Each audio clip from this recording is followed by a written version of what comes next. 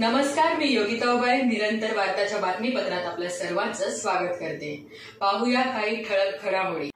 कांबागावचे प्रभारी सरपंच आणि माजी पोलीस पाटील दत्ता आलोराम भोईर यांनी कांबामधील बिगडॉम कंपनीत काम करत असणाऱ्या दीपा गांगुर्डे यांच्यावर पाळत ठेवून त्यांच्याविषयी आजूबाजूला चौकशी करत होते। 15 ऑगस्ट स्वातंत्र्य दिन असल्यामुळे त्या आपल्या मैत्रिणीसोबत फिरत असताना दत्ता आलोराम भोईर यांनी दीपा गांगुर्डे यांच्या गाडीला धडक देऊन त्यांचा अपघात करून टावरीपाडा मिलिंदनगर येथील एका नातेवाईकाच्या घरात शिरले आणि दीपा गांगुर्डे यांना जातीवाचक शिवीगाळ केली। त्यांच्यावर अग्निशस्त्र रोखून त्यांना धमकावले। दीपा गांगुर्डे या तक्रार नोंद करण्यासाठी खडकपाडा पोलीस ठाण्यात गेले असताना त्यांची अद्याप खडकपाडा पोलिसांकडून तक्रार नोंद करण्यात आली नाही। तेथून त्यांना महात्मा फुले पोलीस ठाण्यात पाठवले, तेथेही तक्रार दाखल करून घेण्यात आली नाही। दीपा गांगुर्डे न्यायाची प्रतीक्षा करत आहेत। पोलिसांकडून त्यांना न्याय मिळेल का?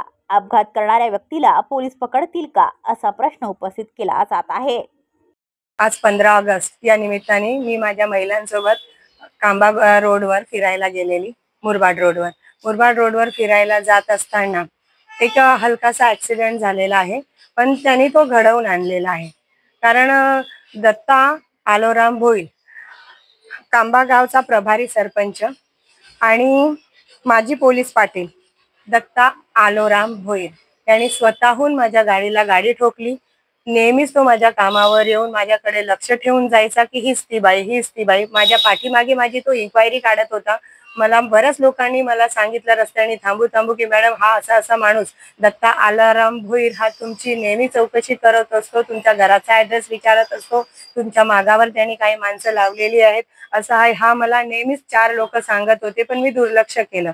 आज तर त्यांनी अक्षरशः 15 ऑगस्टच्या दिवशी मी माझ्या महिलांसोबत फिरायला निघाली होती आणि फिरून आम्ही घरी येत असताना त्यांनी दुपारी 1 वाजता शहाळ ब्रिज उतरल्याच्या नंतर झोजवाला पेट्रोल पंपाच्या तिथे त्यांनी माझ्या गाडीला ठोकलं। गाडीला त्यांनी माझ्या ठोकल्यामुळे मी त्याला आवाज दिला। आवाज देऊन मी गाडी थांबवायचा प्रयत्न केला, तो पळून गेला। परत त्यांनी माझ्या पायाला जोरात कट मारून धक्का देऊन गाडी पुढे नेली।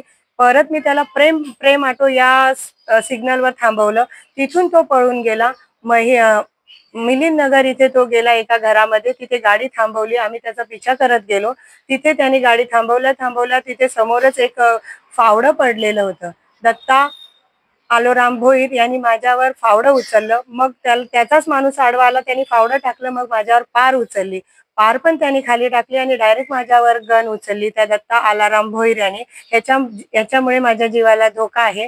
त्याच्या माणसांनी माझे फोटो काढले, मला तिथे अवाच्य शिवीगाळ केली आणि तिथे मला स्पष्ट बोलले ह्या जयभीमवाल्या लेडीज आहेत, ह्या जयभीमवाल्या लेडीज 500-500 रुपयामध्ये भेटतात, यांना कोणी एवढा अधिकार दिला? आज अक्षरशः जयभीमवाल्या बायकांना हा असा बोलतो। एक जयभीमवाली बाई जर याच्या घरात घुसून याला जोडली तर याचे काय हाल होतील?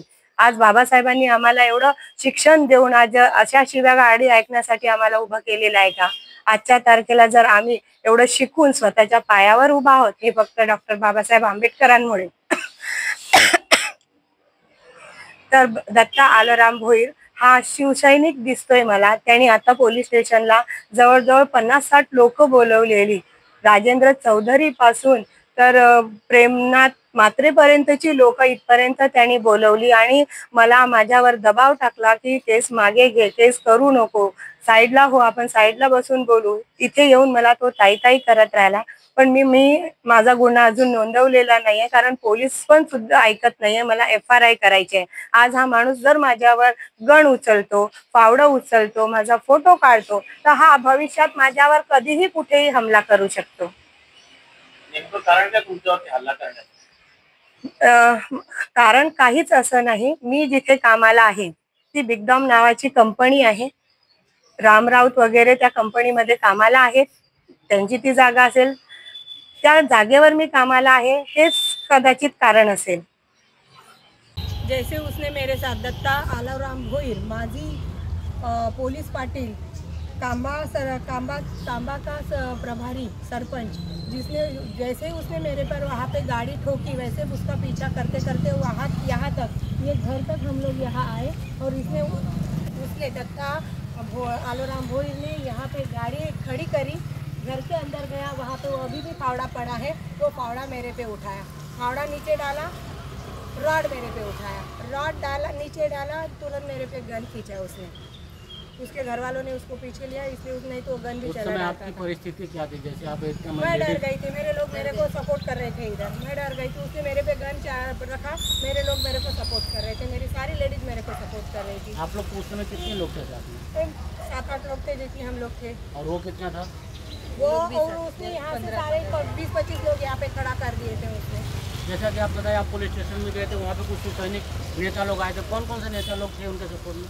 और प्रेमनाथ मात्रे करके थे बीजेपी के, और राजेंद्र चौधरी करके आए थे, बहुत से आए थे। अभी मैं सबका नाम नहीं जानती, ये 2 चेहरे मैंने सामने सामने देखे, इसलिए मैं वो दोनों का नाम जानती मतलब हूँ। ये देखा जाए तो कहीं न कहीं राजनीतिक दबाव किया जा रहा है कि मामला दर्ज ना हो। हाँ, तो अभी आप पुलिस प्रशासन से क्या उम्मीद करती हैं? उसने यही जगह पे बोला कि तेरे जैसी जयभीम वाली लेडीज, तू जयभीम वाली है, तेरे जैसी 500 में मिलती है, और ये पूरा इलाका पूरा जयभीम वालों का है।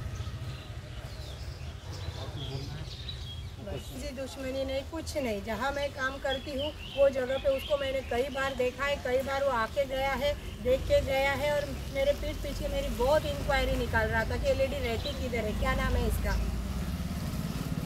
दत्ता आलाराम भोईर ने मुझे शहाड़ ब्रिज पर ठोका, वैसे ही मैं उसकी आवाज़ लगाई गाड़ी रोकने के लिए, तो वो नहीं रोका, तो उसका पीछा करते करते हम लोग यहाँ तक आए।